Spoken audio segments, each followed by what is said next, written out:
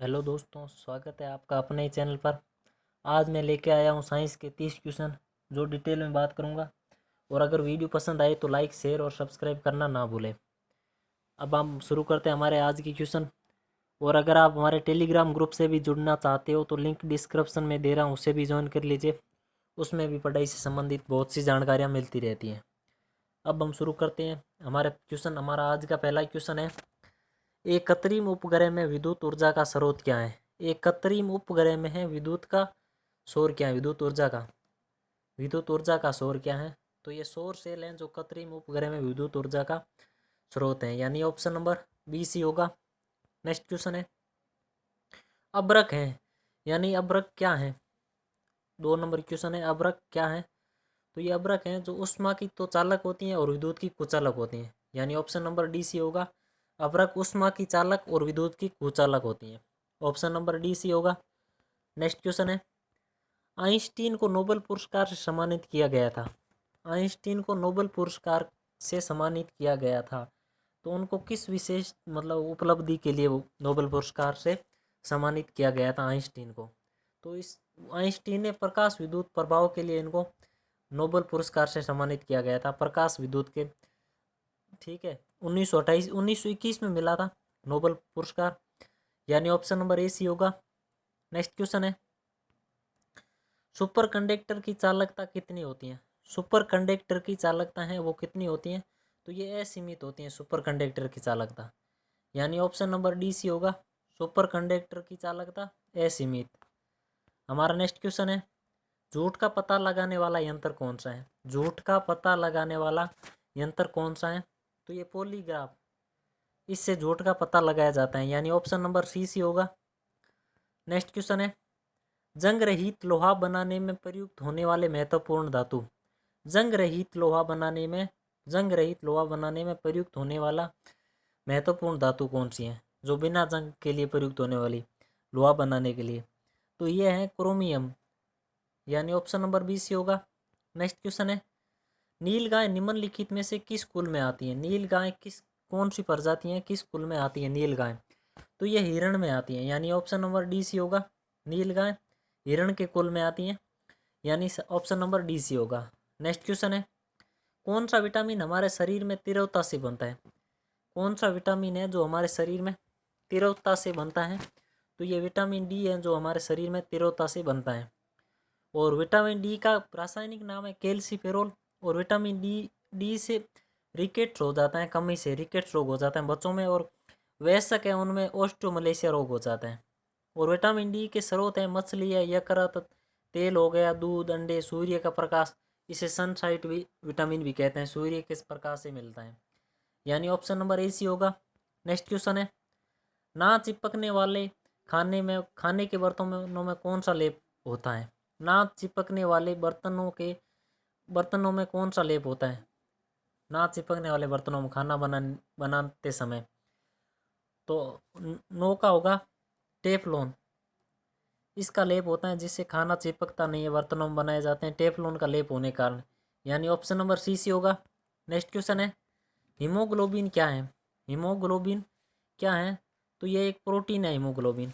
Haemoglobin protein है, यानी option number A सी होगा। ऑप्शन नंबर ए सी होगा। अब बात प्रोटीन की है, तो प्रोटीन प्रोटीन है। सबसे पहले तो प्रोटीन शब्द का प्रयोग है किसने किया। तो ये जे बर्जेलियस ने प्रोटीन शब्द का प्रयोग किया था सबसे पहले। और ये एक जटिल कार्बनिक यौगिक होता है, प्रोटीन है जो जटिल कार्बनिक यौगिक होता है, जो 20 अमीनो अम्लों से मिलकर बना होता है। 20 अमीनो अम्लों से मिलकर बना होता है। और मानव शरीर का लगभग 15% भाग है जो प्रोटीन से निर्मित होता है। 15% भाग प्रोटीन से ही निर्मित होता है। और सभी प्रोटीन में नाइट्रोजन पाया जाता है। और प्रोटीन है वो उनके प्रकार भी बहुत से हैं, जैसे सरल प्रोटीन, सुगमी प्रोटीन, व्युत्पन्न प्रोटीन। ठीक है, और मनुष्य के शरीर में 20 प्रकार के प्रोटीन की आवश्यकता होती है, लगभग 20 प्रकार से, जिनमें से 10 का तो संश्लेषण उनका शरीर स्वयं करता है, खुद कर लेता है शरीर 10 का संश्लेषण 20 प्रोटीनों में से। और तथा बाकी 10 शेष है उस वो भोजन के द्वारा मिलते हैं। और उसके प्रोटीन के मेन स्रोत तो सोयाबीन हो गई, मूंगफली प्रचुर मात्रा में हो जिससे प्रोटीन मिलता है। और कार्यशील महिला उनको लगभग 45% प्रोटीन लेना चाहिए। और प्रोटीन के महत्वपूर्ण कार्य देखें तो ये कोशिकाओं, जीव द्रव्यों एवं ऊतकों के निर्माण में भाग लेते हैं। प्रोटीन है जो कोशिकाओं, जीव द्रव्य एवं ऊतकों के निर्माण में भाग लेते हैं और ये शारीरिक वृद्धि के लिए आवश्यक है। प्रोटीन है जो शारीरिक वृद्धि के लिए आवश्यक है और इनकी कमी से शारीरिक विकास रुक भी जाता है। जैसे बच्चों में कमी हो, प्रोटीन की कमी से क्वाशियोरकर होता है और मरासमस नामक रोग हो जाते हैं। और आवश्यकता पड़ने पर ये शरीर को ऊर्जा भी देते हैं।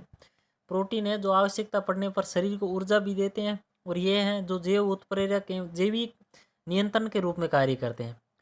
और काम देखें इनके प्रोटीन के तो ये अनुवांशिक लक्षणों के विकास का नियंत्रण भी करते हैं और ये समयन में भी सहायक होते हैं। समयन होता है उनमें भी सहायक होते हैं, यानी प्रोटीन।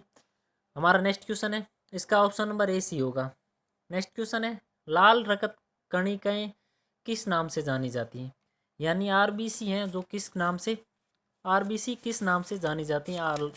लाल रक्त कणिकाएं तो ये हैं एंथ्रोसाइट। आरबीसी एंथ्रोसाइट के नाम से जानी जाती हैं, यानी ऑप्शन नंबर ए सी होगा। और आरबीसी का निर्माण है जो बैकबोन में यानी अस्थि मज्जा में होता है और इसका जीवन काल होता है 120 दिन। आरबीसी का जीवन काल। हमारा नेक्स्ट क्वेश्चन है, मानव शरीर में भोजन का रक्त द्वारा अवशोषण कहाँ सर्वाधिक होता है? मानव शरीर में भोजन का रक्त द्वारा अवशोषण है वो सर्वाधिक कहाँ होता है? भोजन द्वारा रक्त द्वारा तो ये छोटी आंत में होता है, यानी छोटी आंत में। ऑप्शन नंबर डी सी होगा। छोटी आंत के बारे में देखें तो ये भोजन के पाचन की क्रिया को पूर्ण करती है छोटी आंत, और इन पचे हुए भोजन का अवशोषण भी छोटी आंत के द्वारा होता है। छोटी आंत की दीवारों से आंतरिक रस निकलता है, जो निम्न प्रकार से एंजाइम निकलते हैं, जो मान लो इरेप्सिन है, माल्टोज है, सुक्रोज, लैक्टोज, लाइपेज ये निकलते हैं छोटी आंत से। हमारा नेक्स्ट क्वेश्चन है, पाचन क्रिया में प्रोटीन निम्नलिखित में से किस पदार्थ में बदल जाता है? पाचन क्रिया में प्रोटीन है जो किस पदार्थ में बदल जाता है पाचन क्रिया के दौरान? तो ये प्रोटीन है जो अमीनो अम्ल में बदल जाता है पाचन क्रिया का। प्रोटीन के बारे में जानकारी पहले दे दी थी, तो इसका ऑप्शन नंबर सी सी होगा। हमारा नेक्स्ट क्वेश्चन है, निम्नलिखित में से कौन सा अंग है जो मानव शरीर में ग्लाइकोजन के रूप में कार्बोहाइड्रेट जमा करता है? कौन सा अंग है जो मानव शरीर में ग्लाइकोजन के रूप में कार्बोहाइड्रेट जमा करता है? तो यकृत है जो मानव शरीर में ग्लाइकोजन के रूप में कार्बोहाइड्रेट जमा करता है, यानी ऑप्शन नंबर डी सी होगा। तो अब यकृत है, तो यकृत ये मानव शरीर के सबसे बड़ी ग्रंथि होती हैं और इसका वजन लगभग 1.5 से 2 केजी होता है। 1.5 से 2 केजी होता है और यकृत द्वारा ही पित्त का स्रावित होता है और ये पित्त में उपस्थित एंजाइम की क्रिया को तीव्र कर देता है, यानी तेज कर देता है यकृत। तो यकृत ये प्रमुख है। यकृत प्रोटीन के उपापचय में सक्रिय रूप से भाग लेता है और प्रोटीन विघटन के फलस्वरूप उत्पन्न विषैले अमोनिया को यूरिया में भी परिवर्तन है जो यकृत करता है। और यकृत प्रोटीन की अधिकतम मात्रा को कार्बोहाइड्रेट में परिवर्तित कर देता है, अधिकतम मात्रा को। तो ये थी यकृत के बारे में जानकारी। हमारा नेक्स्ट क्वेश्चन है, इसका ऑप्शन नंबर डी सी होगा। नेक्स्ट क्वेश्चन है, शरीर की विशालतम धमनी है, शरीर की विशालतम धमनी कौन सी है? तो ये एआर्टा है जो शरीर की विशालतम धमनी है, यानी ऑप्शन नंबर बी सी होगा। हमारा नेक्स्ट क्वेश्चन है, स्वस्थ मनुष्य के शरीर में रक्त की कुल मात्रा कितनी होती है? यानी स्वस्थ मनुष्य के शरीर में कितना खून होता है? तो ये शरीर के वजन का 7% होना चाहिए, यानी ऑप्शन नंबर सी सी होगा। नेक्स्ट क्वेश्चन है, एक वयस्क मनुष्य के शरीर में कितना रक्त होता है? एक वयस्क शरीर में, पहले प्रतिशत पूछा था और अब ये पूछ रहे हैं कि एक वयस्क मनुष्य के शरीर में कितना रक्त होता है? तो ये 5 से 6 लीटर होता है वयस्क मनुष्य के शरीर में, यानी ऑप्शन नंबर सी सी होगा। नेक्स्ट क्वेश्चन है, ब्लड प्रेशर मापक यंत्र कौन सा है? ब्लड प्रेशर मापक यंत्र कौन सा है? तो ये सिप्गनोमेनोमीटर है जो ब्लड प्रेशर मापक यंत्र है, यानी ऑप्शन नंबर सी सी होगा। नेक्स्ट क्वेश्चन है, रक्त समूह की खोजकर्ता कौन है? रक्त समूह के खोजकर्ता कौन है? तो ये लैंड स्टीनर है जो रक्त समूह के खोज करता है, यानी ऑप्शन नंबर ए सी होगा। हमारा नेक्स्ट क्वेश्चन है, आरएच फैक्टर का पता किसके द्वारा लगाया गया था? आरएच फैक्टर का पता किसने लगाया था? तो ये लैंड स्टीनर और विनर दोनों ने लगाया था आरएच फैक्टर का पता, यानी ऑप्शन नंबर सी सी होगा। RS फैक्टर का पता लैंड स्टीनर और विनर ने। हमारा नेक्स्ट क्वेश्चन है, एंटीबॉडी का मुख्य कार्य किसके विरुद्ध होता है? एंटीबॉडी का मुख्य कार्य है जो किसके विरुद्ध होता है? तो ये संक्रमण के विरुद्ध होता है। ये संक्रमण के विरुद्ध लड़ता है एंटीबॉडी। एंटीबॉडी है जो, तो इसका कार्य संक्रमण के विरुद्ध होता है। ऑप्शन नंबर डी सी होगा। नेक्स्ट क्वेश्चन है, विश्व में प्रथम परखनली शिशु का नाम क्या था? विश्व में प्रथम परखनली शिशु का नाम क्या था? तो ये लुईस था विश्व में प्रथम परखनली शिशु का नाम। ऑप्शन नंबर डी सी होगा। ऑप्शन नंबर सी होगा। नेक्स्ट क्वेश्चन है, मानव शरीर की बड़ी कोशिका है। मानव शरीर की बड़ी कोशिका कौन सी है? तो ये तंत्रिका तंत्र मानव शरीर की बड़ी कोशिका होती है, यानी ऑप्शन नंबर सी होगा। तंत्रिका तंत्र है जो मानव शरीर की बड़ी कोशिका होती है। हमारा नेक्स्ट क्वेश्चन है, हमारी छोड़ी हुई गैस की हवा में कार्बन डाइऑक्साइड की मात्रा कितनी होती है? हमारी छोड़ी हुई गैस की हवा में कार्बन डाइऑक्साइड की मात्रा कितनी होती है? तो ये 4% होती है हमारे छोड़ी हुई गैस में कार्बन डाइऑक्साइड की मात्रा। हमारा इसका ऑप्शन नंबर ए सी होगा। नेक्स्ट क्वेश्चन है, एम्यूनोटिसिस एक तरीका है जो बताता है, क्या बताता है? तो ये भ्रूण के लिंगों का इम्यूनिटी एम्यूसेंटोसिस एक तरीका है जो भ्रूण के लिंगों का बताता है।